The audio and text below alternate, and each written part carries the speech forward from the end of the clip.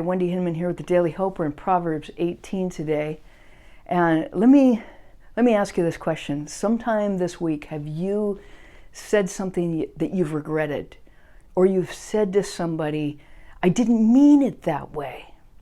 Well, Proverbs 18 is full of these little sayings that convict us deeply about what we say, how we say it. Because Jesus said in the Gospels, out of the abundance of the heart, the mouth speaks.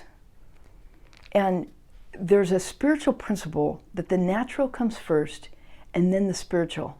And in some of these Proverbs, we can see that we allow our natural old man to speak, and then we regret it in the spiritual, in the new man in Christ. And then we have to go back and fix it. So let's look at some of these sayings. A fool does not delight in understanding, but only wants to show off his opinions.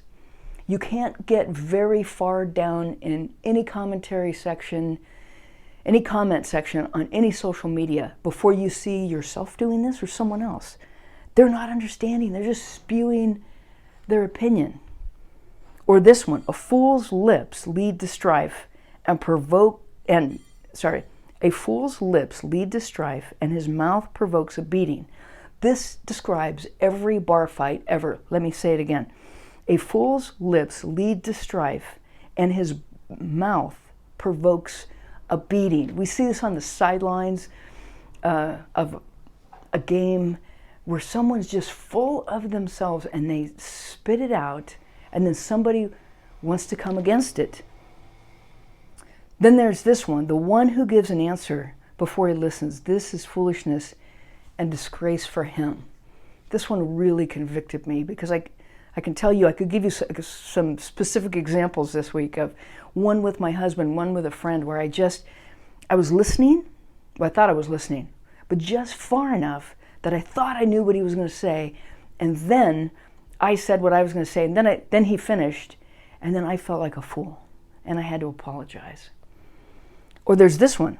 The first to state his case seems right until another comes and cross-examines him. So imagine the kid running in from outside, goes to his mom, tells her a big story, and she gets all puffed up and angry because she's believing her kid, and then the other kid comes in, and we hear the other side of the story. How many times have we had a couple come to us, or half a couple, and they're complaining about their spouse, or a friend about a friend, and then we hear the whole story. Because here's the thing, it says, from the fruit of his mouth a man's stomach is satisfied. He is filled with the product of his lips. Life and death are in the power of the tongue, and those who love it will eat its fruit. What kind of fruit do you want to eat today? Do you want to eat kindness? Then speak kindness. Wait for the natural to pass and speak kindness. Do you want to eat rudeness, selfishness, pride? Let the natural pass. And then here's the thing. Here's what's going on. In verse 24 it says, a man with many friends may be harmed. So what's going on there? This is why we talk this way. We're trying to protect our image. We're trying to control other people's images.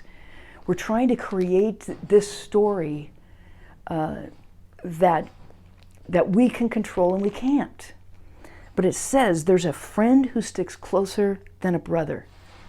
Jesus knows who we are.